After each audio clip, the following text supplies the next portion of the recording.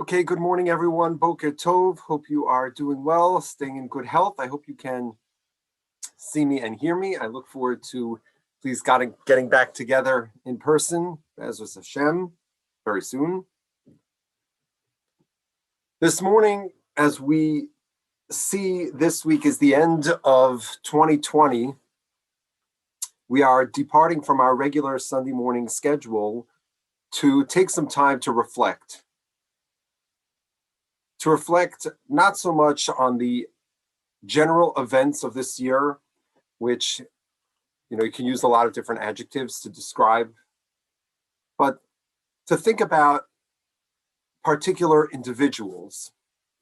And these individuals that we're going to focus on, these Torah personalities, these are not the only great losses that we consider, reflect on during this time. First of all, there are many people who are still suffering and struggling right now. There are people who had personal losses, family losses.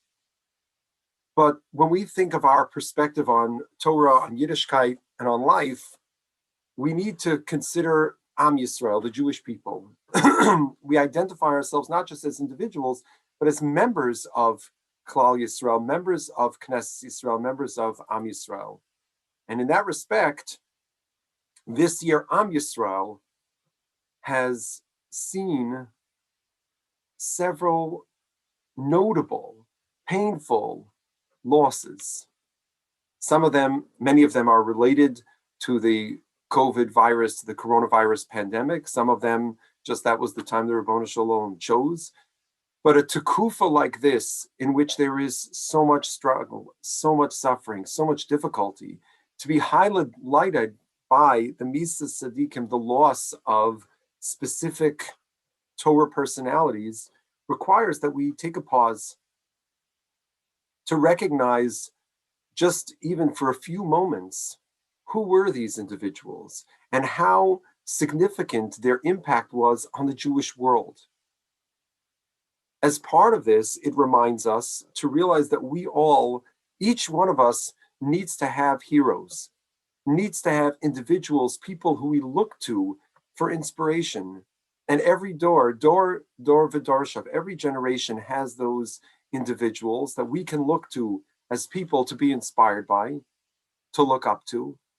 And when we have a period like this, a tekufa like this, where we lose lights, sparks, brilliant sources of inspiration for so many people across the spectrum, we need to remind ourselves that even though those beacons of inspiration are gone, as the Gemara says in Brachos, tzaddikim, their role is even stronger. Their neshamas have a greater influence after they're gone. But B, so we can still connect to them and be inspired by them. But B, to make sure that we still have, and we are searching for, rabbeim, teachers, role models who can inspire us. We as a community and we as individuals, we must have, in every generation, we must have our Gedolei Torah. We must have the people who we look to as the torchbearers of our Masorah, as the arbiters of our moral conscience, of halachic issues, of guidance. We need to have those. So by spending this morning and reflecting on these individuals, it reminds us, A, of their loss, and B, of the significance that we need to place on having Torah personalities in our lives, in Gedolei Torah. And whether that, it's going to mean different things for different people. Whether that means calling such a person on the phone, or listening to a shir that they give, or reading something that they wrote. So that will apply to the people who we're going to mention today, but also to the modern day Gedolei Torah that we still have and we need to seek out and connect with. It was interesting in preparing and researching and connecting. There was a great sense I felt of emotion in thinking about specifically certain personalities that we're going to mention today who had actually a profound and meaningful impact on my life, on my Torah development, on my thinking. And I hope that you will also find ways to connect to these individuals on an emotional level, not just on some cerebral cognitive appreciation. It was also interesting that even though the personalities that we're going to mention today, and and we're obviously not going to do any of them justice, even though in many respects they were so distinct, which we're going to try to capture to make sure that they're not coming across even as the same, which they were not at all the same, and they were so different, and yet there were certain things that were in common, at least among many of them, which is also interesting.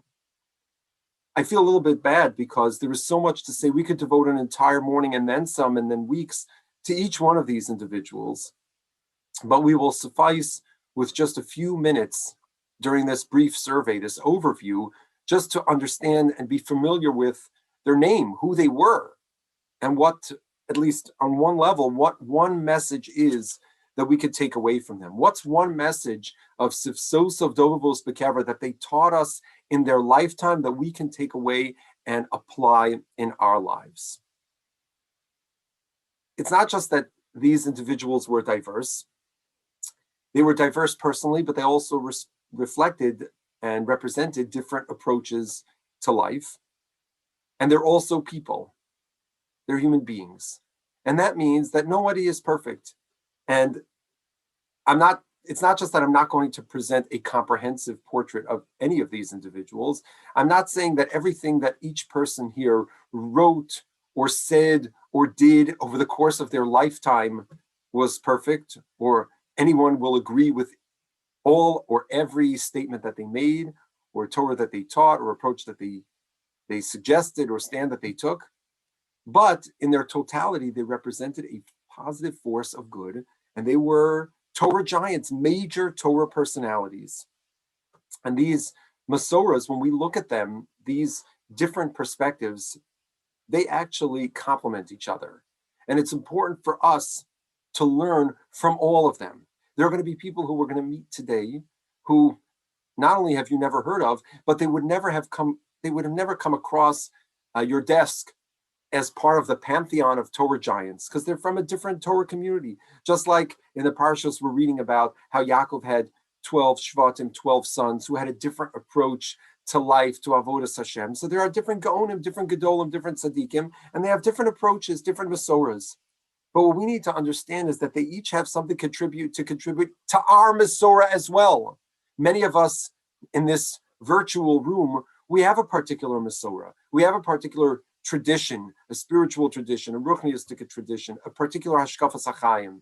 But that Hashkafas HaChaim is enriched, but it's not just enriched. It is essential for it to reflect an understanding of the greatest and broadest perspectives that exist in the general Torah community. So these different personalities should and hopefully will inspire us to grow as a community, to take the best of what is out there across the spectrum, which is something that Rav Aaron Lichtenstein, Zecher Tzaddik V'Kol Livracha, was want to emphasize.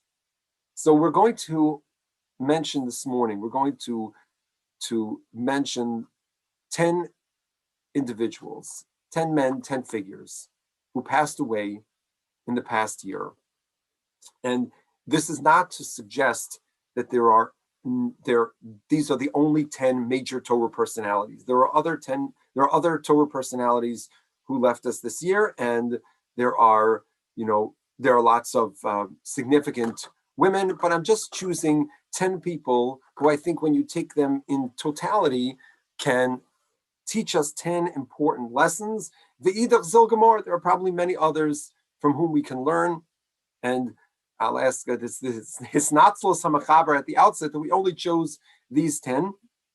And obviously there are many more to learn from. Let's begin, as we are right now in Chicago, with a Chicago connection, with one significant Torah personality who left us this year, an American giant in the Torah community, the Novominsker Rebbe, Rav Yaakov Perlau, Zecher Tzaddik Livracha. Novominsker was, although he was from New York, his father was the previous Novominsker Rebbe, but he had a strong Chicago connection, as many of you know, as he was married to the daughter of the previous Zidichover Rebbe. So he has several family connections here in the Eichenstein family. And not only that, he served as a Rebbe for 17 years in the Fasm Yeshiva High School.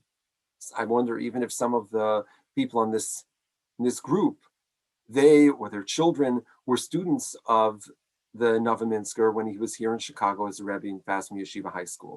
And he was known for his love and his warmth of his Talmidim, his connection that he built with his Talmidim. After that, of course, he moved back to New York. He was a Rosh Yeshiva in the Breuer's Yeshiva in Washington Heights for a while before moving to Brooklyn after his father's passing, when he established his own yeshiva and he set up the Beis Medrash that he had. When he was here, he was very influential among the Talmidim. Rabbi Beryl Wine, should live and be well, another notable Chicagoan, he noted that even though at those times he was not yet the Novominsker Rebbe, he nevertheless always exemplified to me the essence of a Rebbe in the way he cared for all Jews and his unbounded optimism and good cheer. There was no student to whom he could not relate, and one felt both intimate and awed in his presence at the same time. Rav Ram Friedman, to the current Rosh Yeshiva in HTC in Beis Medrash Torah, was a student of his, was a high school boy learning in his shir.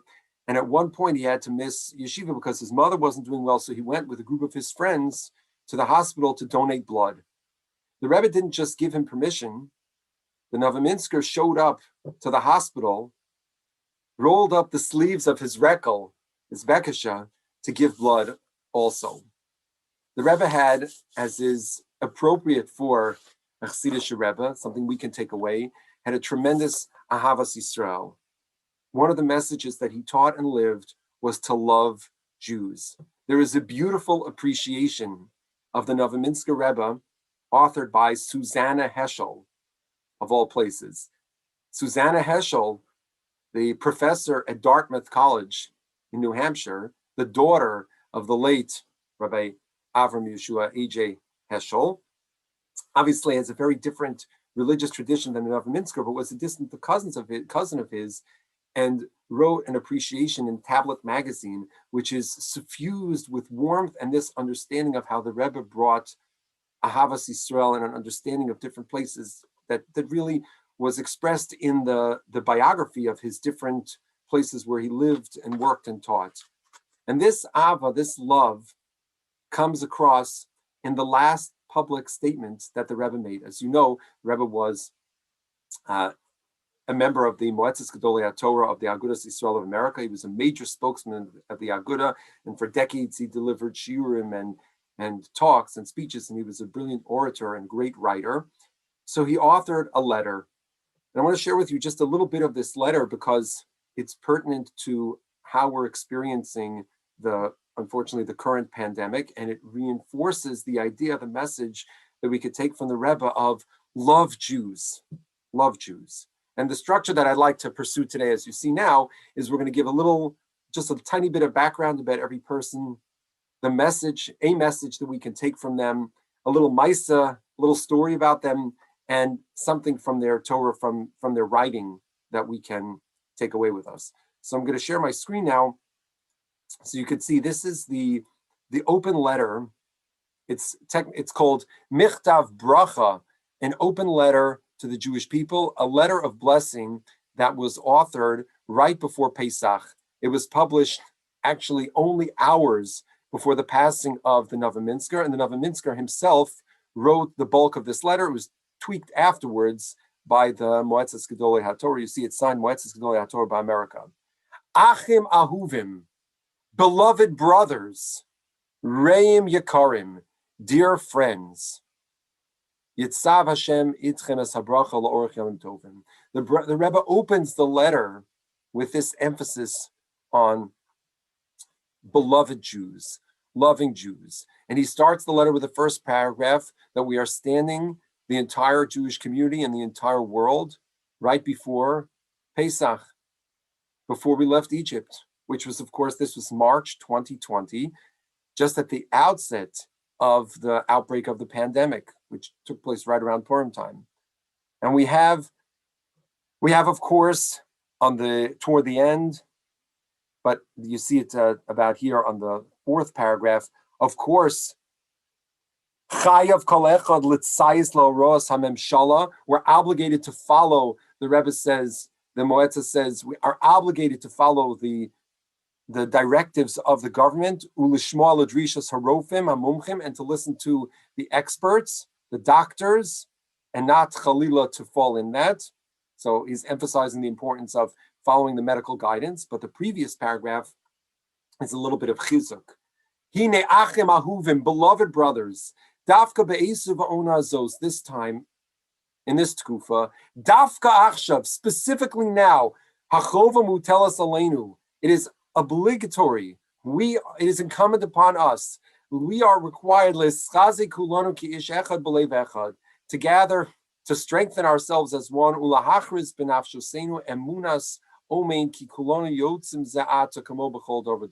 that even though we may feel that we are trapped in the Meitzar, in the straits of Egypt, of the proverbial Egypt, trapped, quarantined by the pandemic, we have to believe and feel internally that we have a cherus, a freedom.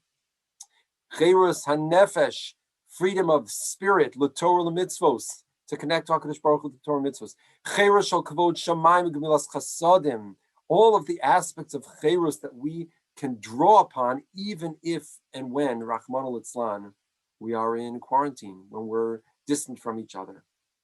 And it comes, this mechtav of chizuk, comes from a man who is literally in his last hours of life with that regesh, that feeling of loving Jews, of feeling that sense of ahava to all of us, and that we can take that and teach it forward and live it in our own lives. Yehi zichro baruch. The next person, who some of you may have met, some of you knew, I have a personal family connection because my father-in-law, Shalom be well, was a young man, a boy growing up in Toronto, to parents who came after the destruction of Europe and began to rebuild their lives in Toronto. The Rav of their community in Toronto for quite a few years was a young, brilliant mind who had previously served as a rabbi in Dallas, I think in Dallas, in Texas for a brief period of time, in Charleston, South Carolina, and then in Toronto before moving to England and ultimately to Eretz Yisrael, where he was invited to be the Rosh Yeshiva, which is where he spent his last decades, as the Yeshiva of Birkat Moshe, at the head of the Yeshiva called Birkat Moshe in Ma'ale Adumim.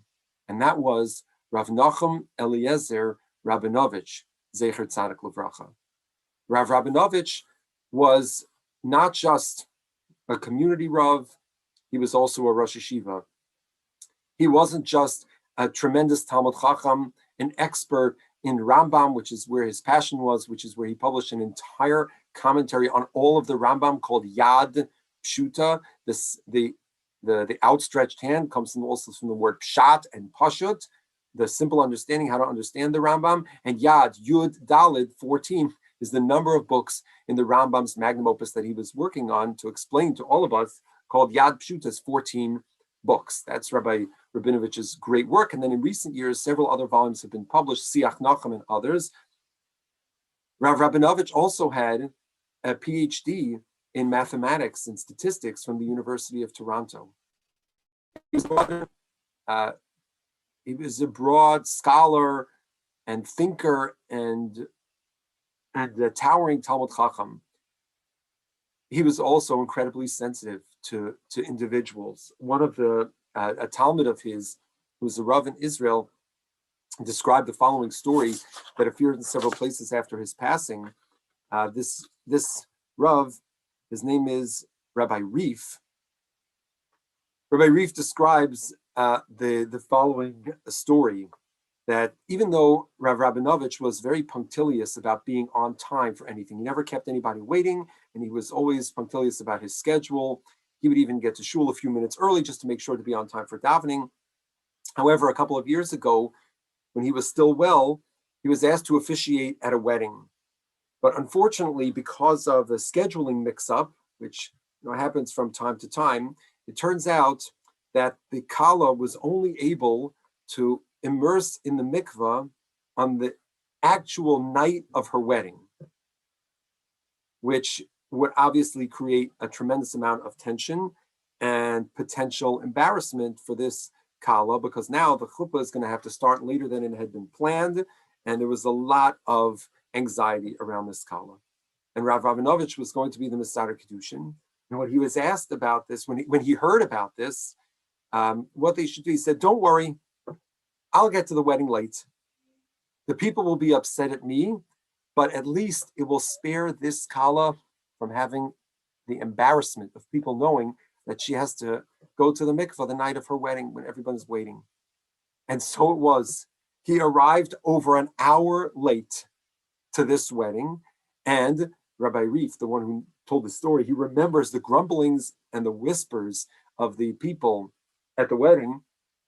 Especially, you can imagine Israeli weddings, they're also not exactly, they're not so, formal. So to stand around, wait for the rabbi for over an hour, it's like, they're ready, they're running down the chuppah. It's not, in America, maybe it takes an hour and a half for the chuppah. In Israel, everybody dances. The whole preparation for the chuppah takes 3 minutes. But people were whispering how late it was, but he didn't mind. Because if he could do something, even if it was in his own cheshbon, to save the busha of somebody else, that was worth it. So Rabbi Yitzi Sprung, who is a close friend of mine, the assistant rabbi in Or Torah and a graduate of our kollel, he introduced me to the thought and the personality of Rabbi Rabinovitch from a learning side. I had heard about him many times from my father-in-law, many stories from his youth about what a tremendous personality he was, and we'll talk about another student of his in a few moments. But Rabbi Sprung, he introduced me to the thought of Rabbi Rabinovitch because Rabbi Sprung studied in Birkat Moshe. So as I was preparing, I said to him, so how would you think about one message that Rav Rabinovitch shared with his Talmidim? What was an important idea? And he pointed me to the notion, and what we can call it as take responsibility. The centrality of Bechira Chavshis, of free choice in Rav Rabinovitch's writings, which, by the way, there was a beautiful appreciation by one of his Talmidim. I think it was published in Layer House. I'm happy to share some of these afterwards, but you could just Google Rabbi Nachum Rabinovitch and free will. There are a bunch of essays that he wrote where this became a central motif, a seminal concept that he kept coming back to in terms of understanding our role in the world being rooted in Bechira Chavshis, that we have free choice and we have to own our destiny and take responsibility for ourselves. Ad kedei kach, that he has the following fascinating, incredible insight in his psicha, in his introduction, his mavo lehilchos tshuva. We mentioned at the outset that he wrote a commentary on the entire 14 books of the Rambam and the Yad Pshuta. So in the introduction to the laws of tshuva, he writes the following. I'm reading it to you. Ba'akdamasol Mishnah Torah. Hishave hisva Rabbeinu bekavim klolim es megamas sefer Mada. The first of the books of the 14 of the Rambam is called Sefer Mada, the book of the knowledge. And the Rambam gave you klolim, general principles. And he says, quote, the Rambam says, Sefer Rishon, the first book, which is what we call Sefer Hamada. Echlobo, the Rambam says, I'm going to include in it Kol HaMitzvah Shem Ikar Hadas Mosh Das Mosh Rabbeinu Alav Shalom. I'm going to include all the fundamentals of Yiddishkeit. V'tzarach ha'adam leida usam tchilas hakol. Person has to know them in their entirety. Kagon, for example, Yichud Hashem Baruch Hu, the unity of HaKadosh Baruch Hu, the Isuri Avodah Zara, and the prohibition against idol worship, etc. The Karasi, the Shem Zeh, Sefer Hamada, the Rambam says, I call this book the book of the knowledge. Now, what are the principles of the Rambam? They are, of course, the 13 Ikarim, the 13 basic principles of Emunah, of faith, of belief, of principles. Kiminyan, they are following the word Echad. Echad is the gematria of 13. So the Rambam, in his commentary on the Mishnayos, which he wrote when he was a teenager in the beginning of the last parak in Sanhedrin, gives you exactly how these 13 are enumerated. And so the Rambam, of course, fleshes them out in Hilchos Yisodei Torah. However, Rav Rabinovitch adds, Mibchina hegyonis, from the perspective of logic, Od Ikar Yeshno Hakodem Lekulam. There is one fundamental principle that precedes all of the Ikarim of the Rambam. What we learn from the Rambam's words himself. Vehu hayesod, that is the principle asher bilado, that without it, how you quote betelim hatzivui va'asara toraniim. we would actually not have any Judaism. Judaism as a religion, as a way of life, as halakha, expectations, things that we do and don't do, all of the Torah's injunctions, restrictions, everything, it wouldn't exist. The Rambam's quote from Pirush HaMishnayos in Pirkei Avos called Shmona Prakim. That's what we call it. And what does the Rambam write in Hilchos Tshuva? It's not coincidental. Rav Rabinovitch would tell you, of course, that it's smack right in the middle of Hilchos Tshuva and Pirkei. Quote, "V'davar zeh ikar gadol hu v'amod haTorah v'mitzvah." And what is that? This is the major principle, what he writes in the Pirush HaMishnayos, ha'emes she'ein bo safek, the truth which has no doubt. Shekol ma'aseh ha'adam, all of the actions of man, misurim biyado, they're in our hands. Imratza ose, vimratza lo yase. If you want, or if you don't want, you can do, or you cannot do. Lolo hechreach, there is no coercion, v'lo kfiyah, and no imposition, olav bekach. Turns out, he says, nimtza, turns out, mispar kol hayesodos arba'a asar. Turns out that there are actually 14 fundamentals of faith. Who connect them, says Rav Rabinovitch, Sifrei Mishnah Torah Hem Yudalid. There are also 14 books in the Mishnah Torah. We want to think about how we relate to this world, how we lead our lives. It's understanding that the Yesod HaKol is that we have choices. And it's up to us to take responsibility for our life. Our moral choices, they're ours, and we need to own them. Own our own choices. The centrality of Bechira Chavshis. Take responsibility. A teaching, a fundamental of Rav Rabinovitch. Yizichro Baruch. You know who was a Talmud Vasik, one of the closest students of Rav Nachum Rabinovitch?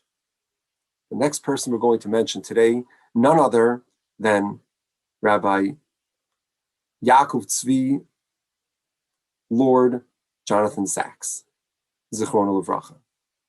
Rabbi Sachs, Zecher Tzadik Livracha, was employed by and actually delivered. If we had all day and all night, I would share with you. In the office of the chief rabbi's website, he has a magnificent tribute, a video tribute to his Rebbe, the man who he considered his own Rebbe, Rabbi Nachum Rabinovitch, the Zichrono Livracha. And it's interesting to me because one of the fundamentals of Rabbi Sachs' thought, one of his ekronos in teachings that we have learned from him, is the idea of personal responsibility. And I wonder if this idea, I don't know enough Rabbi Sachs, I don't know enough anything, but I wonder if this idea actually is somehow connected to his interactions with Rav Rabinovitch, who emphasized the role of free choice, of Bechira Chavshis. And as part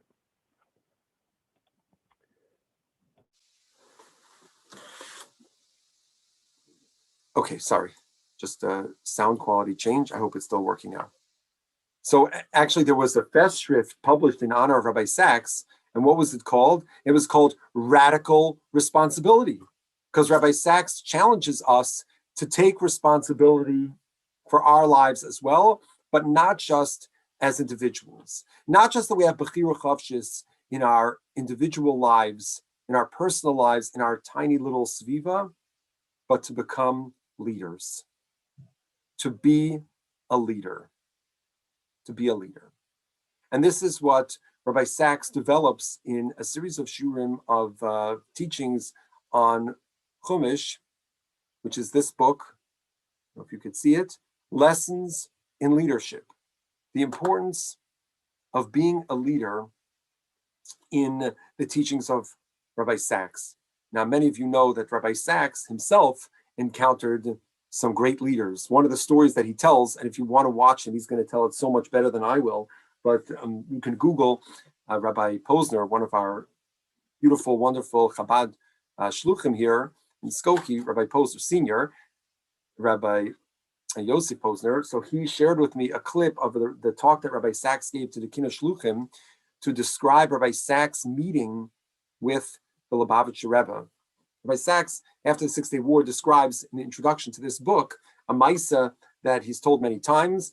The Maisa was how after the Six-Day War, he was kind of struggling and wondering. He was in university and he had some time, so he decided he was going to travel to America because in his inquiries, he kept hearing these two names over and over and over as people who he should seek out guidance from. And those two names were Rabbi Joseph B. Soloveitchik, Zecher Tzadik Livracha, and Rabbi Menachem Mendel Schneerson, Zecher Tzadik Livracha, the Lubavitcher Rebbe. So he describes the beginning of this book, how he went to 770, was wandering around, he found someone, the closest guy looked like he was a shtickle Chabadnik. I can't say if that was based on his frock or the style of his beard or the crimped hat, but he said, I'd like to meet the Rebbe. And the guy says, collapsed laughing. He says, what do you think? You can't just meet the Rebbe. There are thousands of people who are waiting for an audience with him. So Rabbi Sachs persisted and he gave this chassid, he wrote down, he says, look, I'm traveling in America. I'm here from England. This is my story. And I really need to meet the Rebbe. So here's my number. I'm going to my aunt's house in Los Angeles. And if I have the opportunity, please, someone call me. And lo and behold, a few weeks later, the phone rings in his aunt's house in Los Angeles that the Lubavitcher Rebbe is willing to meet him that Thursday night. I think it was at 12 o'clock at night, 1 o'clock in the morning. So Rabbi Sachs describes that he took a Greyhound bus from Los Angeles, California to New York City. Can imagine. He said that's not the most highly recommended mode of transportation, but I guess as a college kid, he managed. And he describes meeting the Rebbe and how the Rebbe began answering. He asked the questions. The Rebbe began answering all of his questions one at a time. And finally, at one point, the Rebbe changed the conversation. He switched the conversation. And instead of answering Rabbi Sachs's question, he started to ask Rabbi Sachs, who at that time was probably just known as Jonathan. He said, well, what are you doing on campus? How many Jews are there? What is the Jewish life like? How are you impacting people? And Rabbi Sachs started to, he said he got very uncomfortable. And at one point he used the phrase, he says, in the situation in which I find myself. And at that point, the Rebbe cut him off. And he said, you don't find yourself in any situation. You put yourself in a situation. And the Rebbe shared with him, he said, you put yourself in one. And, quote, if you put yourself in one situation, you can put yourself in another. The Rebbe challenged him to act. And he said that summer of 1968 changed his life. And part of this transformation was understanding the notion of being a leader, of taking a leadership role in whatever circle you find yourself. And what he said, and what I've heard him say in that video and other places, was the greatness, and what he writes here, the greatness of the Lubavitcher Rebbe was not that the Rebbe had tens of thousands of followers, not that the Rebbe had followers, but what the Rebbe did was that the Rebbe created leaders. What I learned from him was that a good leader creates followers, a great leader creates leaders. And that's what Rabbi Sachs did. Rabbi Sachs was a great leader, and he encouraged us to be a leader. And he talks about in this volume how the Torah models for us and teaches us and guides us about leadership. I'll share with you a brief piece from his introduction here called Daring Greatly. It was fascinating to discover how much of the Torah is, in fact, about leadership, not in the narrow sense of holding formal office, but rather as a general approach to life. The heroes and heroines of the Torah, the patriarchs and matriarchs and their children, and the Israelites as they left Egypt and journeyed to the Promised Land, all were faced with the responsibilities of freedom. That, it seems to me, is the central drama of Judaism. So this is also a big Torah in Rabbi Sachs about responsibility, of course, leadership and responsibility, and Rav Rabinovitch, I feel like it's somehow connected to each other. The ancient Greeks produced a monumental literature about character and fate, with larger-than-life heroes and often tragic outcomes. Ancient Israel produced a quite different literature about will and choice, with figures with whom we can identify, often battling with their own emotions against defeat and despair. The Torah offers us some dramatic and unexpected scenarios. It was not Noach, the righteous man, perfect in his generations, who became the role model for the religious life, but rather Avraham, who confronted God with some of the most audacious words in the history of faith. Shall the judge of all earth not do justice?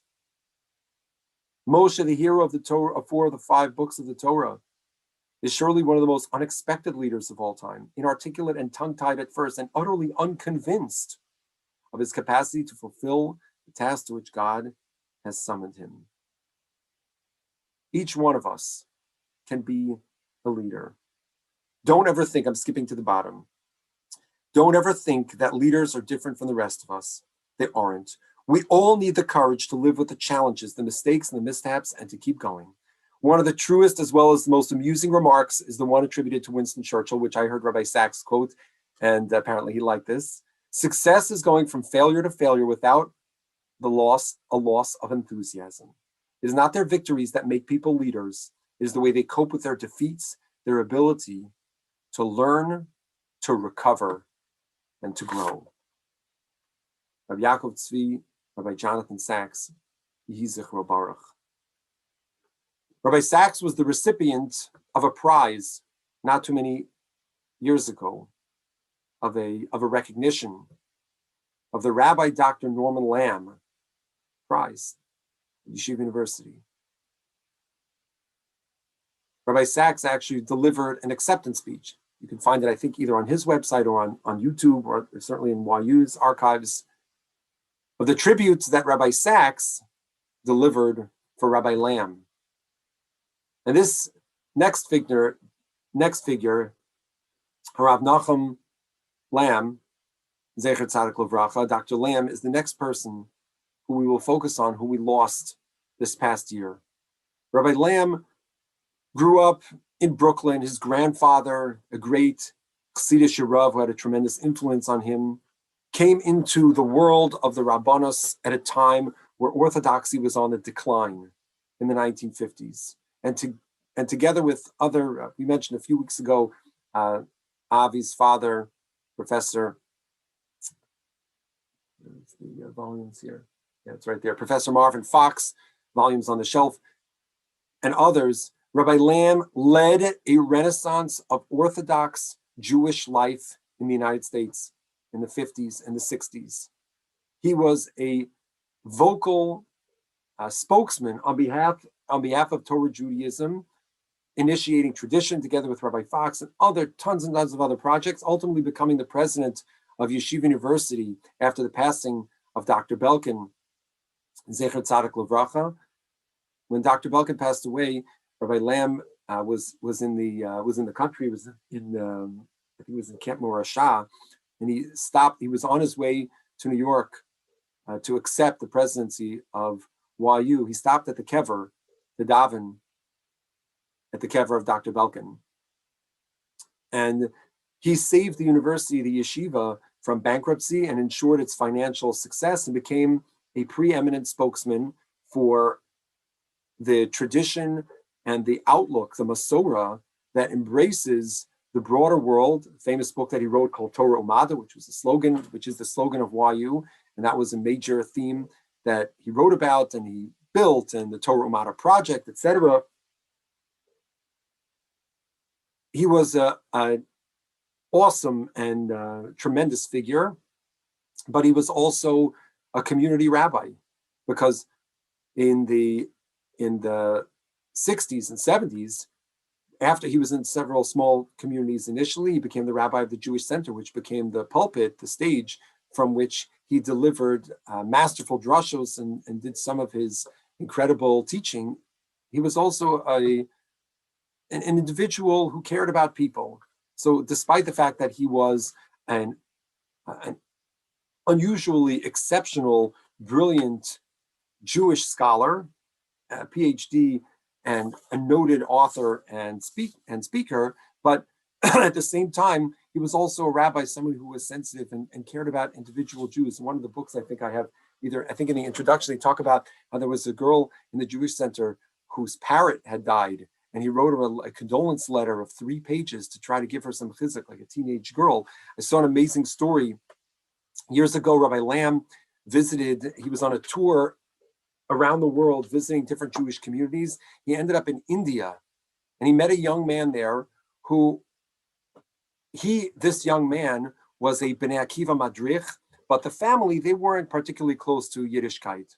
And Rabbi Lamm was so taken by this young man, this Bnei Akiva Madrich, that he offered to bring him to New York, all expenses paid, and to ensure that he would get a full scholarship at YU. Rabbi Lamm spent a tremendous amount, just parenthetically, I know that some of the Rosh Yeshiva after he passed away noted this, tremendous amount of time making sure that there was finances available for all Talmidim to attend, Yeshiva college, but specifically REITs. I can tell you, I personally attended Yeshiva's Rabbeinu Yitzchak Elchanan and received smicha at no charge. That was thanks to Dr. Lamm, who is a signatory on my Ksav smicha.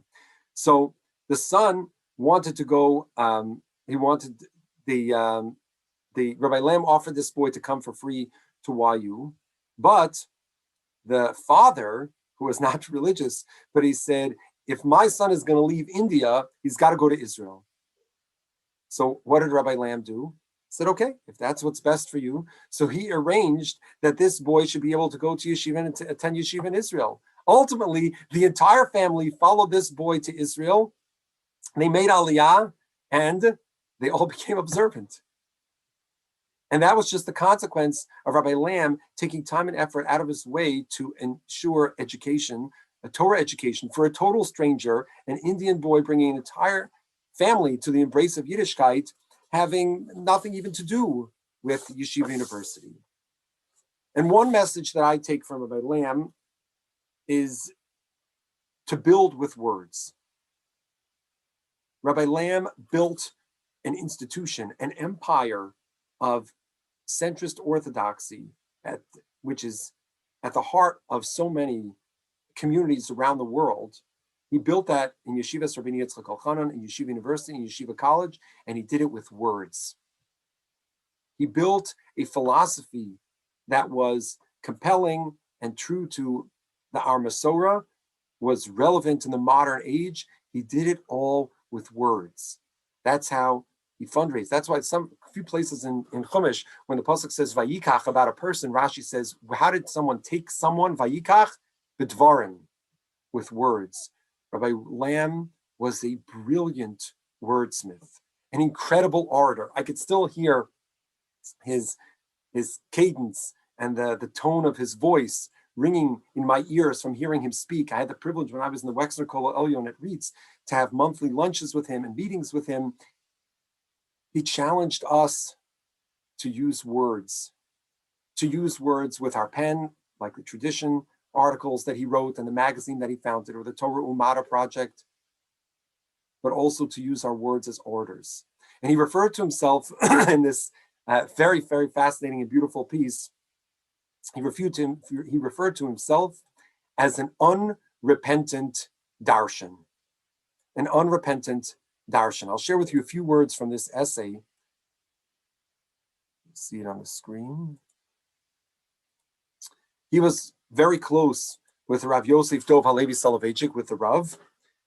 And so in the context of talking about the importance of Drush, Rabbi Lamm describes the Rav as a darshan.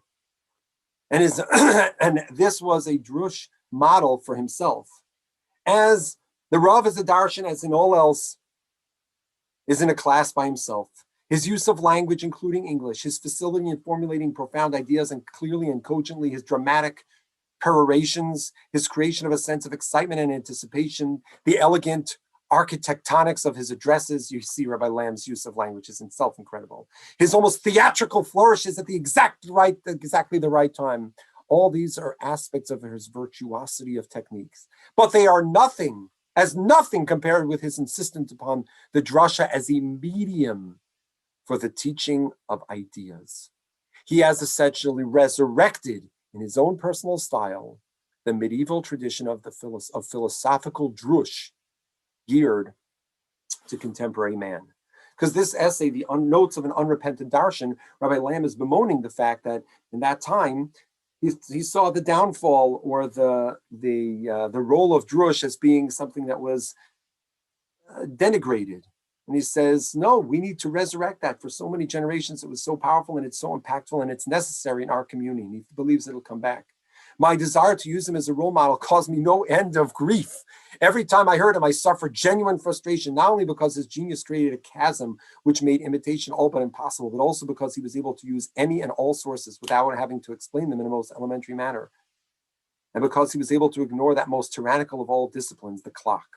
The Rav did what none of us could afford to do. He luxuriated in his drushes, freely choosing his texts, not only from Medrash and Agad and his classical exegetes, but also from Halacha and Kabbalah and everything.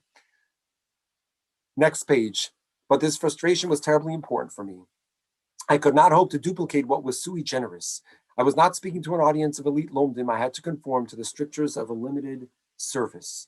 But I had to speak about real issues, real ideas, real concepts. I tried to learn from him to trust my listeners' intellectual capacities, if not their erudition, to impart to them a sense of excitement about ideas in general and Jewish teachings in particular, and to share with them the awareness of the pertinence of even the most abstract of concepts. That's what Drush needs to do, says Rabbi Lamm. Somehow I must learn the secret of this homiletic and rhetorical wizardry, by means of which the message I choose seemed both authentically Jewish, indeed necessary, and yet swam gracefully and freely with the greatest ideas and discoveries in the currents of Western man's mentality and culture. That's what we need to do, says Rabbi Lamm, to make sure that we can build a Torah world with words. Build it with words. Rav Nachum Lamm, Zecher Tzadik Levracha, Yehi Zichro Baruch. A man who actually knew Rabbi Lamm well, and yet criticized him and challenged him and critiqued him severely, was a Chicago personality who passed away this year, Rav Chaim Dov Keller, Zecher Tzadik Levracha. Rabbi Keller, who was a Telzer through and through, spent many years learning in Telz by Rabbi Bloch in Cleveland before coming to Chicago in 1961. But before he went to Telz Cleveland, he studied in Yeshiva Rabbi Yitzchak Elchanan. He went to Yeshiva College. He was a student of the Suvalka Rav of Rav Dovid Lifshitz, Zecher Tzadik Levracha. I think Rav Dovid was the one who encouraged him, one of the ones who encouraged him to go to Telz. When he left Telz for Chicago in 1961, beautiful Maisa, he left from Telz, and they had a little Sudas Preda. They had a little goodbye party for Rabbi Keller. So at the Sudas Preda, one of the Chaverim spoke, and he talked about the Mesiras Nefesh of going to Chicago to found the Telz Yeshiva in Chicago. As he was wont to do, Rabbi Keller got up and gave a rejoinder. And he said, if I'd been leaving Yeshiva to go to work, that would be Mesiras Nefesh. I'm going to teach Torah. What more desirable thing is there to do? That is not Mesiras Nefesh. For Rabbi Keller, Torah was everything. And traditional Litvische Telzer learning was the world. He was appreciated greatly by his Talmidim, and he was well known actually in the broader Torah community because he was a frequent writer and contributor to the Jewish Observer, which was the Agudas magazine that was published for many years. I don't know exactly, maybe in the 90s it stopped publishing. But you can go online and you can search. The Aguda has the archives online, and there are many, many essays that are published from Rabbi Keller on all different kinds of topics. But what struck me the most, I took away from Rabbi Keller about the importance for us of learning from this Torah giant who severely critiqued our Masorah. You know, many of you know I had the privilege and the personal honor and the great life gift of having a close relationship with Rav Chaim Levin, Zecher Tzadik Levracha, his brother-in-law, the co-Rosh Yeshiva of Telz. I never had the opportunity to speak to Rabbi Keller.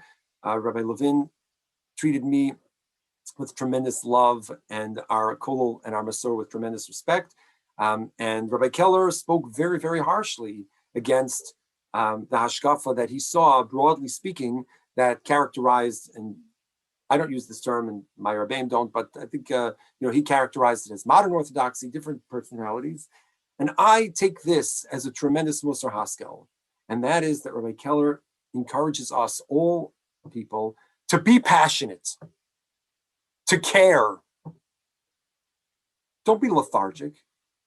If you have a Masorah, if you have a tradition, be stark about it. Be passionate about it. Don't just sit by. Be vigorous in your observance and your adherence to your Hashkafas HaChaim, to your Masorah. So I'll share with you, I think you can see it online now. This is the Jewish Action Letter that he published. He called it a letter that should not have had to have been published. An extremely sharp letter that Rabbi Keller wrote to Dr. Lamm. And it was involving a period of time. This letter was published in 1995 regarding some issues regarding homosexuality and gay clubs in some of the graduate schools at YU, which I'm not getting into the whole details. And he describes at the beginning of the letter how he publishes this in the Jewish Observer only because Rabbi Lamm didn't respond to his personal letter, and he feels that there is such a Chil Hashem. One can no longer protest certain manifestations of Chil Hashem. Nonetheless, it's because of this Chil Hashem that he has to publish this letter publicly. And the letter is very sharp. Dr. Norman Lamm, President of Yeshiva University, I write this with a heavy heart. You must excuse the length of this letter, but I must share with you my extreme anguish. And I would hope that you will have the patience to read through these Dvarim HaYotzim and Alev. Remember, they overlapped in the 1950s in Yeshiva College. It's also interesting to note that Rabbi Keller, and you could tell this from reading many of his Jewish article pieces, was very familiar with what was going on in the world. He read many different periodicals, including Tradition and lots of other ones. He certainly didn't agree with them, and he vigorously debated them and criticized them, but he was certainly well learned, which is also interesting and important to note. So he begins by quoting the story in the Jewish press about this gay club in Einstein, in Cardozo, which is the law school, a part of Yeshiva University. No sophistic semantic squirming will allow Yeshiva University to escape from the plain fact that the Lesbian and Gay Student Alliance of Cardozo is funded by the university in the exactly the same manner as every other student group at the school through the Student Bar Association. Actually, whether the university funds or does not fund the clubs does not change the fact that their very existence on campus is an abomination. That they are officially funded by Yeshiva University only makes the Chil Hashem infinitely greater. Would any of the previous Rosh Yeshivas Atzal of Yeshivas Rabbeinu Yitzchak Elchanan condone such a policy? Have you consulted with your own present Rosh HaYeshiva? I cannot believe that one of them approves. You have retained legal counsel, etc. Going down to the next paragraph here, third column. It is not necessary for me to remind you of the decision of the Rosh Yeshiva of Volozhin to let the yeshiva be closed in the face of the ultimatum of the Russian government to interfere in the affairs of the yeshiva in matters which were not of the severity of Yeharg V'al Yavar, which this Toeva is. What are your students to learn from your statement to the Jerusalem Post, quoted in the Commentator, the undergraduate newspaper of Yeshiva College? As a rabbi, I cannot and do not condone homosexual behavior, but as president of a non-denominational institution, it is my duty to ensure that the policies and procedures of Yeshiva University conform to the applicable provisions of secular law, etc. Last paragraph that we're going to share here. The lesson is simple. The Torah component of Torah Mada is expendable when it conflicts with secular law governing the non-denominational mode of Mada dispensed at Yeshiva University. This flies in the face of all the pious pronouncements in your published manifesto, Torah Umada, which Rabbi Keller did read. This is important, Musar Haskell, for all of us. Because A, when we see something, we should read it, because you can't disagree with something without reading it. B, you should reach out to the person personally. And C, we should be passionate. We should be passionate. It doesn't mean that we should be publishing harsh manifestos in newspapers. That's subject of discussion. But I would say I learned from Rabbi Keller the importance of being passionate. We spoke about the Novominsker, Rav Rabinovitch, Rabbi Sachs, Dr. Lamm, Rabbi Keller, Yitzi, Baruch. Of course, we're running late on time. So we're going to move to our last 5 personalities. Another Rosh Yeshiva from the Torah world who left us just recently, but who had the exact opposite use of words from Rabbi Keller, who was a a common expositor of ideas in writing and in speech was the late Rosh Yeshiva and the Siftet Tiferes Yerushalayim, Rav Dovid Feinstein, Zecher Tzadik Livracha. Rav Dovid Feinstein actually wrote very little, and I would say, let me say it like this. A few weeks ago, I had the opportunity as one of a group of Rabbanim to participate in a special program from Machon Pua, which deals with questions of infertility and halacha. So we had the guest presentation, the guest shiur that we were privileged to have, our Rabbanim, was with Rav David Cohen, Shalita of Brooklyn, the great posek from Gvul Yaiditz. So Rav David Cohen began with a couple of words talking about Rav Dovid Feinstein, about how Rav David would sit at meetings and would be so quiet because he chose his words so carefully. It's interesting that even though he chose his words so carefully, he was one of the most important and influential believers in sharing the word of Torah with a contemporary audience. And how was that? It was through Art Scroll. If you open up any Art Scroll volume, you'll find at the top, Board of Trustees, Rabbi David Feinstein, Rosh HaYeshiva, Mesefta Tiferes Yerushalayim. It's an unbelievable Maisa, incredible Maisa, that when Art Scroll was struggling, the founders of Art Scroll, Rabbi Meir Slotowitz, Zichron Livracha, and Lahavdil ben Chaim Nechemia, Rabbi Nosson Sherman, they mortgaged their own homes to be able to fund the continuing operations of Masorah Publications and Art Scroll. And they were really on the verge of closing their doors. And Reb David learned about this, and he took his life savings and gave it to them to publish Art Scroll. His personal life savings was given to Art Scroll. Why? To ensure that the word of Torah would be disseminated as widely as possible among the English-speaking public. Not too long ago, before his Patira, actually, I think it was last year or 2 years ago, there's a beautiful video of him, of Rav David Feinstein, Zichron Livracha, touring the new Art Scroll publishing facility. Now, of course, Art Scroll and Masorah Publications, they are a titan in the publishing world, and they are singularly responsible for opening the doors of Torah and every aspect of Torah learning to the general English-speaking public. And yet, at their head was a man of very few words. Choose your words wisely. And I think one Torah that captures this, if you look at the end of the parsha in the Art Scroll Chumash, I don't know how many people ever noticed this. There is a little mnemonic, a Masoretic note at the end of the parsha that notes how many psukim are in this parsha. So, for example, this week's parsha is Parshas Vayechi. There are pei hey psukim. So the Masoretic note to remind you of how many psukim is peh el peh, mouth to mouth, speaking one mouth to another mouth. And every pasuk, every parsha concludes with a siman of the number of those psukim. Well, if you look in the Art Scroll Chumash, Reb David Feinstein has a little comment explaining those Masoretic notes, those little tiny words. He says that this number, 85, relates to the word peh. This alludes to the theme of our Sedra in which Yaakov spoke to his children, relating to them the blessings that would form the core of their mission for all time. In the mnemonic of our Sedra, Reb David Feinstein, who interprets these Masoretic notes, finds support for his contention that they are meant not only as a convenient memory devices, but to encapsulate the message of the Sedra.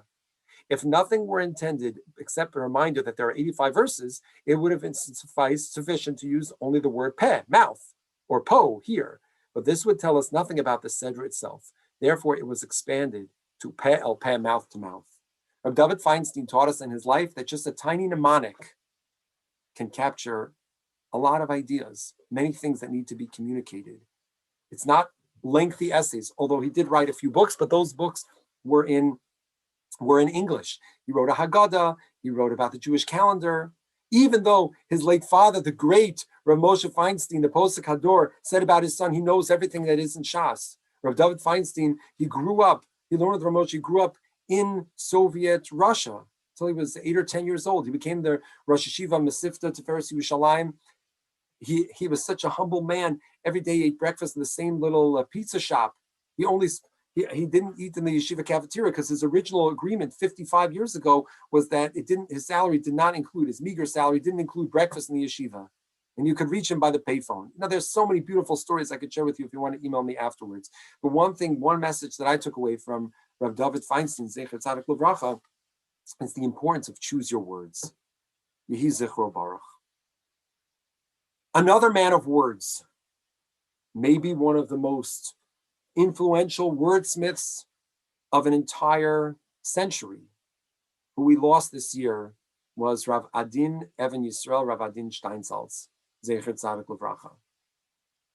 Rav Adin Steinsaltz, he wrote the first comprehensive commentary on the Gemara for the learner in 900 plus years, since the days of Rashi. It was controversial to reset the Tzuras Hadaf, but you know what? Even before ArtScroll came along to make the Torah accessible to the modern individual, if you want to talk about somebody who, similar to Reb David, Zichrono Livracha, believed in making the word of Torah accessible to the common man, the average individual learner, and then, of course, to all human beings, it would be Rav Steinsaltz. Rav Steinsaltz, by the way, wrote dozens of books on every possible topic you could imagine, on Tanya, on literature, and of course, on translating the Talmud. Rav Steinsaltz's goal was to be an accompaniment to your learning. So when I was growing up, before they had ArtScroll, when I was a kid, if the average balabas wanted to have access to a Gemara, they had to look in a Steinsaltz.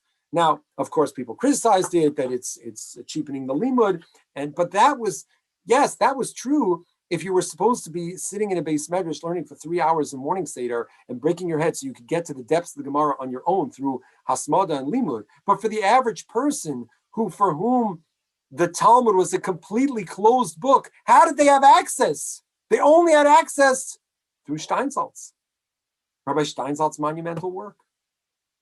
It's mind-blowing to think. And this was a project that took him 45 years. It ended up winning him the Israel Prize. If you look at the scope of his works, what he taught, it's absolutely mind-blowing. It's mind-blowing. And yet, he too was a person who related to every individual. There's an entire book written by an author about the stories, the vignettes of Rabbi Steinsaltz driving to different places. This was a guy who drove Rabbi Steinsaltz from one place to another, and the interactions that he had with people. There's a woman named Yehudit Shabta, who's an editor and translator in the Steinsaltz Center. Of course, Rav Steinsaltz, was the head of many institutions, educational institutions that you're familiar with, including the high school Makor Chaim, including, he was the youngest principal in the history of the state of Israel. His parents were not religious. He became a Baal Tshuva. She tells the following story, this woman. When our daughter was 1 year old, we brought her to Rav Steinsaltz for a bracha. He said to the child, I bless you that your parents will not get in the way of your growth. Because through all of Rav Steinsaltz's activities and teachings and learning and institutions, he was a nonconformist. And he told us not to conform just for the sake of conforming. If there is a Torah need, if there is a L'Shem Shamayim project that must be had, don't conform. Just because other people don't run a high school like that, doesn't mean that you shouldn't. Just because other people don't publish a translation of the Talmud like that, doesn't mean that you shouldn't. Don't conform for the sake of conforming. Rav Steinsaltz became a Baal Tshuva, highly connected to the Lubavitch movement. And yet, he didn't conform to all of the Lubavitch Mahalach HaChaim. He was a close confidant of the Rebbe. His son describes how he was once walking on Eastern Parkway in Crown Heights. I think it was on Eastern Parkway. And his son asked if they were going to see the Rebbe, and he said he wasn't ready yet. But the Rebbe happened to come out and was walking, and he motioned that Rav Steinsaltz should come over, and they conversed for a few minutes. They were mamish close. They were mamish close. But he didn't consider himself constricted by the limitations of Chabad, of a particular movement. It was all about what was his vision and his understanding of Torah's Chaim, of Makor Chaim, of how to bring the Torah to life. And even if that meant doing things and teaching things and exploring things that seemed to other people as contradictory, to be out there in the world, even in a way that other people wouldn't understand because it was so complex and nuanced and challenging.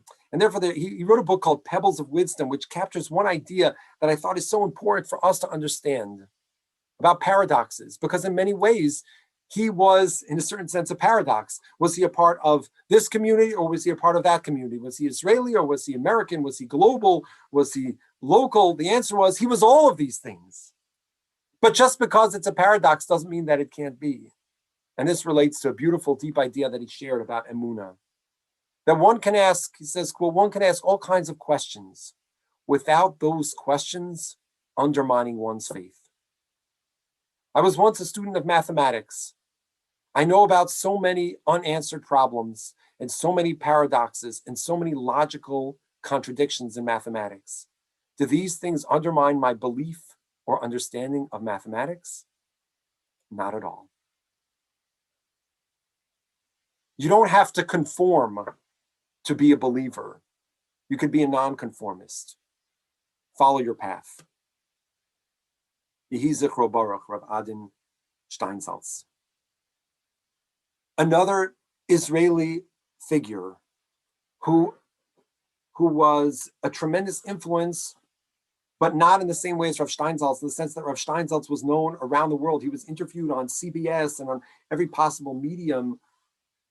This man, for many people in this call, will probably be anonymous, unknown to many of you.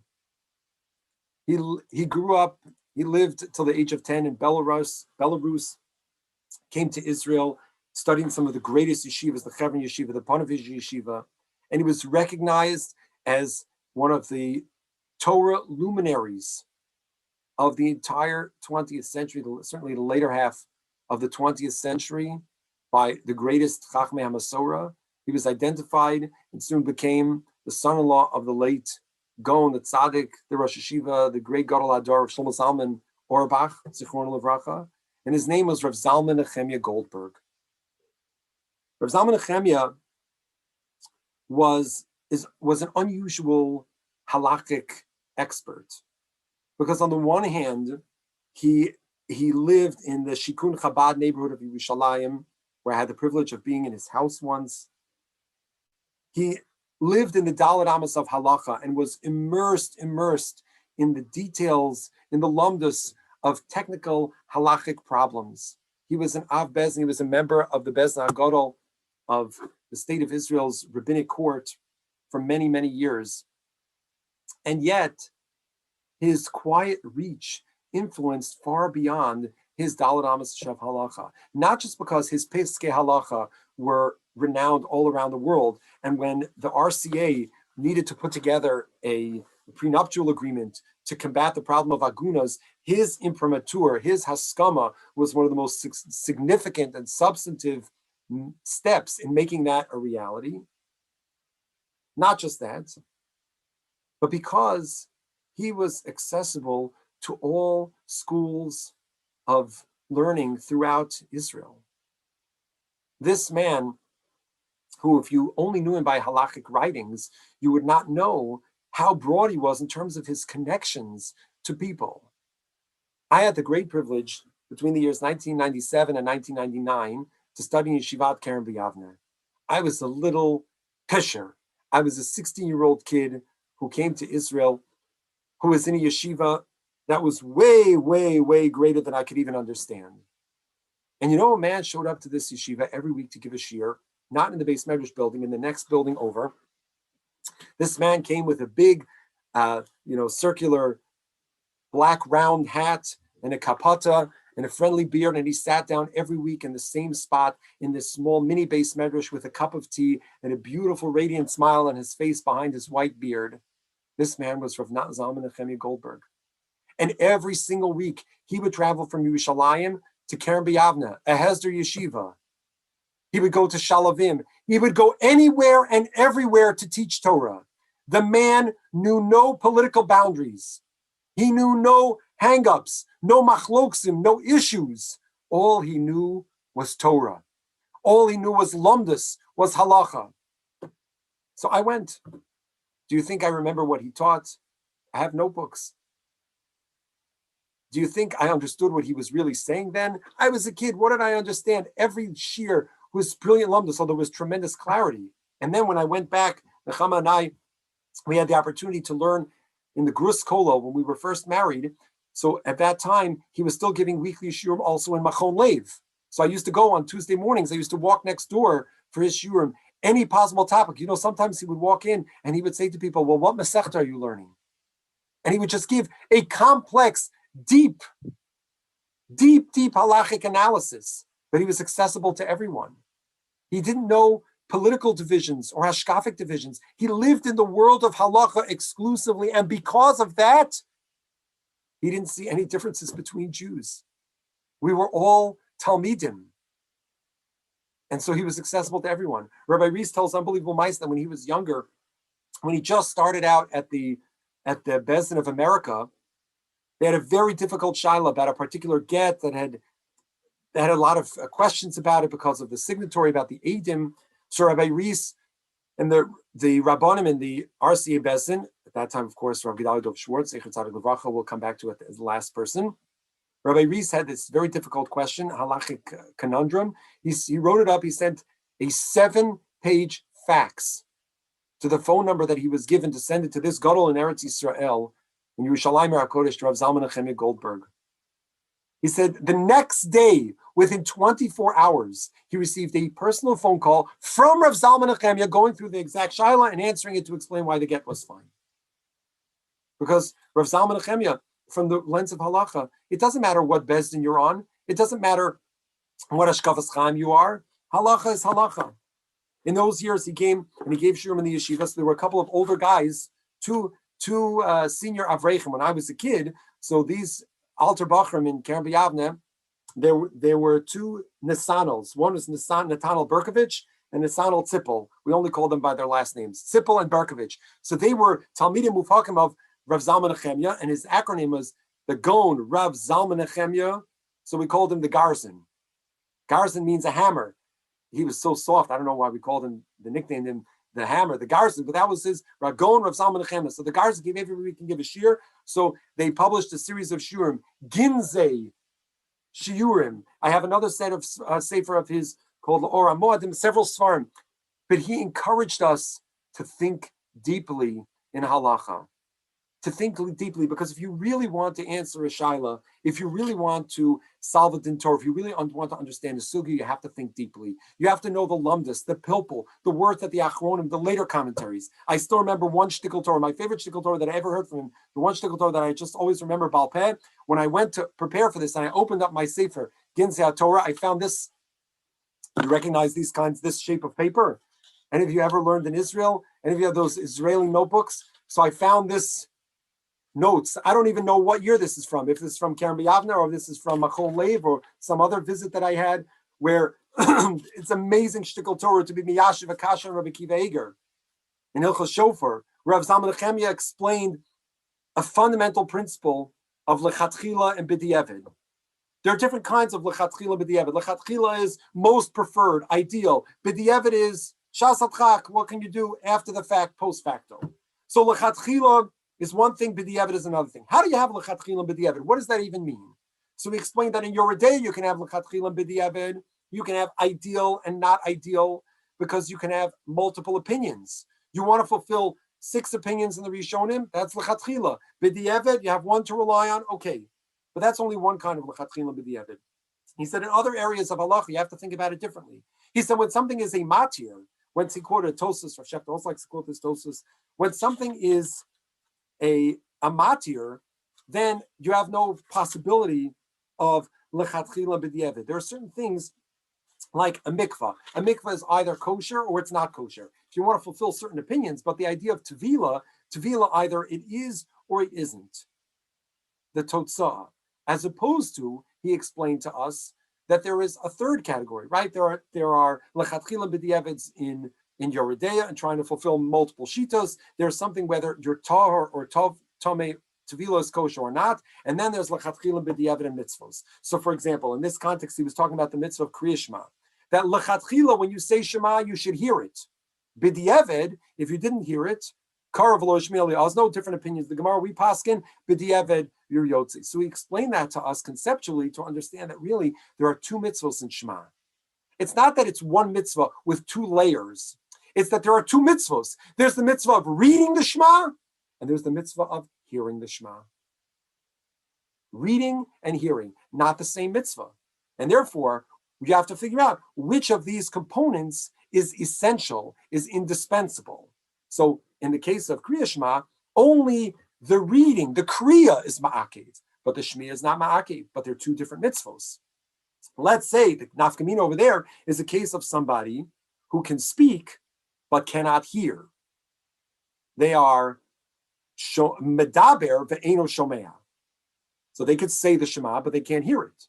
But if the essential mitzvah of Shema is the Kriya, then you can be Yotzei. The same way that somebody who is Medaber ve'enu Shomea is not a Cherish fully, and therefore they can be Yotzei B'diavad, they can be Motzi somebody, they can be Yotzei Berchas Hamazon and Tefillah, as opposed to answering Rabbi Kiva Eger's Kasha, not for today, it's way too long and it's getting late, about the mitzvah of Shofar. That somebody who is a Medaber ve'enu Shomea, Rabbi Kiva Eger holds that the mitzvah, the Ikar mitzvah is the Shmiya, so then that's totally Ma'akiv.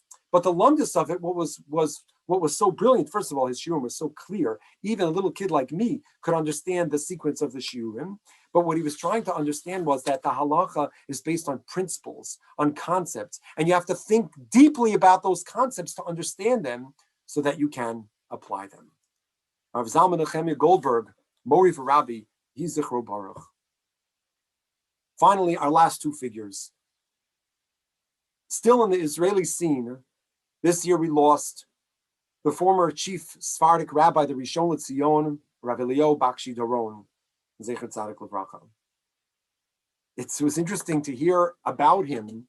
I didn't know very much about him, but hear about him from a man who also didn't know much about him, but ended up working very closely with him, a figure who many of us are familiar with, Rav Yisrael Meir Lau Shalita. Rav Lau says that when they became chief rabbis together, it was 1993, that Rav Lau became the Ashkenazi chief rabbi and Rav Bakshi Doron became the Sephardic chief rabbi. He says they came from totally different backgrounds. They had never spoken to each other before. And he said, despite the chasm of difference between them, they had a shared language and they got along so beautifully. He said, we served for 10 years together. And because of his Havana, his wisdom, his insight, his pikchus, his sharpness, they were able to maintain a sense of unity despite their differences. And Rav Bakshi Doron, he was somebody who was truly focusing on serving Klal Yisrael and the Klal Yisrael institutions. He himself was recognized as a tremendous halachic Talmud Chacham, as a young Avreich studying the Porat Yosef. I think he was 25 when he became the chief rabbi of Bat Yam. I think he was 45 when he became the chief rabbi of Haifa. And he was acknowledged as a great Gaon by his senior contemporary, Rav Avad Yosef, Zecher Tzadik Levracha. He had many different activities when he was the chief rabbi, specifically focused on the institution of the Rabbanut and the state of Israel as an institution for serving Klal Yisrael. And that meant making sure that Giur was done correctly. That meant making sure that the institutions of the Rabbanos were done correctly, even if it meant some controversy. So there is a shtickle Torah that he has published, which is really interesting and controversial, caused a lot of consternation, that was published here in this volume of Tchumen 25, Chok Nisuin V'Gerushin, Hayatza Schar B'Hafsedo. Rav Bakshi Doron challenges the status quo. And in this context, this was published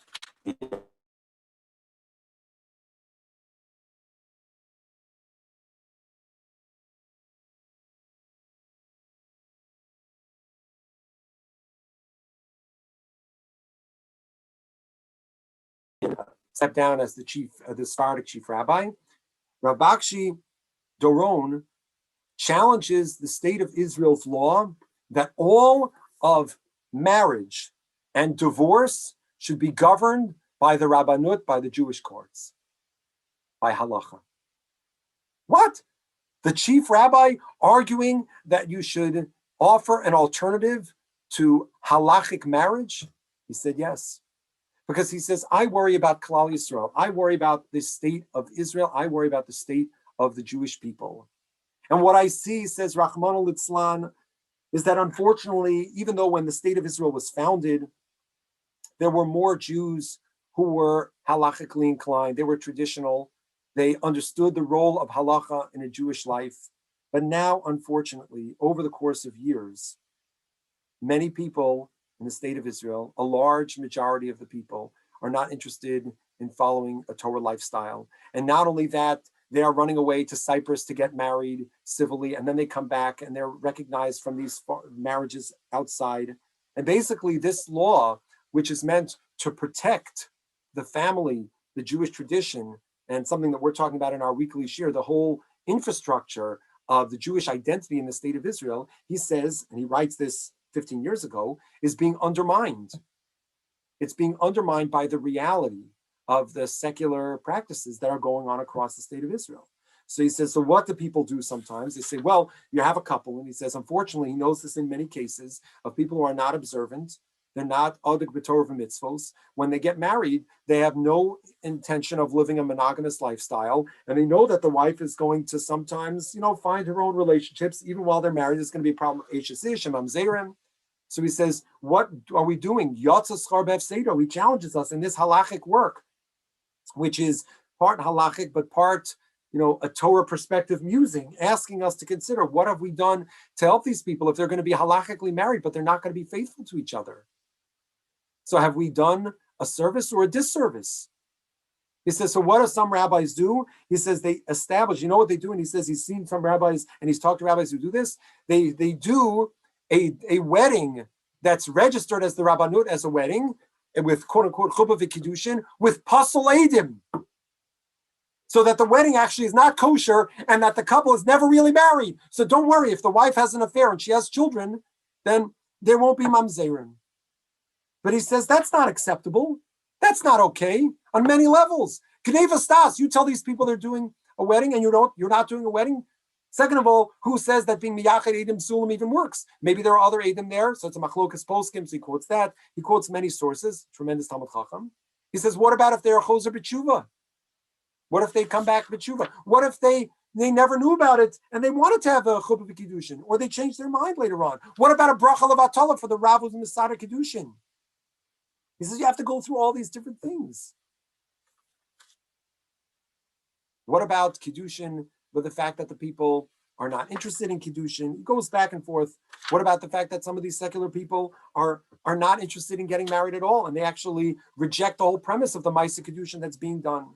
So he says, when I think of these things, I think of the Gemara quotes in the Divrei Chazal and Ena Maseches Brachos.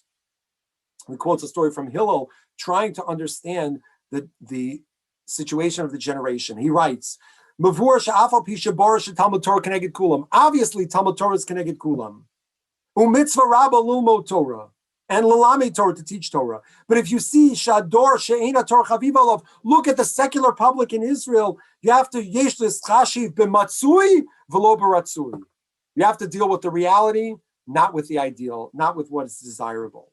Lo rak she'en toeles. Not only is there no purpose in coercing these people to observe Torah, but there's also a bizayon Torah. And therefore, in quite a controversial stand, he actually argued that perhaps it's beneficial to create an alternative to marriage in Israel, and you can call it something else, and there's a follow-up conversation in the end of this piece, but it was all from the sense of serving Klal Yisrael.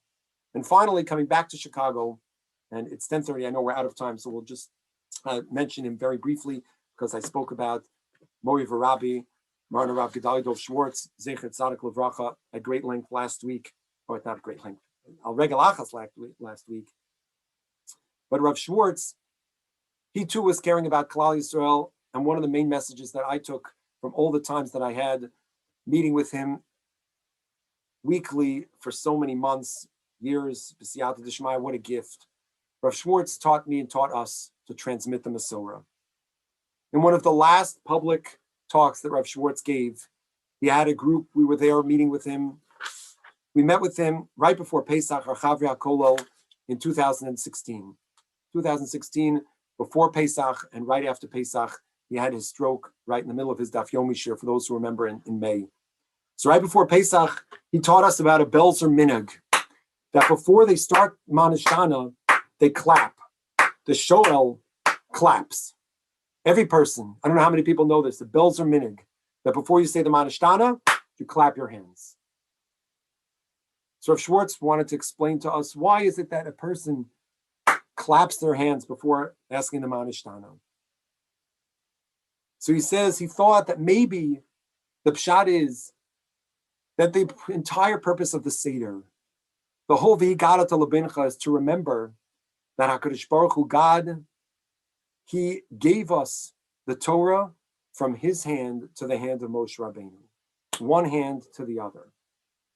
He said he wanted to explain, he was Mosif, that the Masorah, the tradition that we receive from our parents, our grandparents, our teachers, our Rabbeim, the Gedolei Hador, the Gaonei Olam, is a Masorah which is passed on from one hand to another. It is miyad liyad, and he connected that to the idea of kinyan mesira, the kinyan of Torah, acquiring Torah, which is passed on. It's a transmission, which is through kinyan of mesira, moser, to hand over. How are you moser? Miyad liyad, from one hand to another. Mishchu ukchu lachem.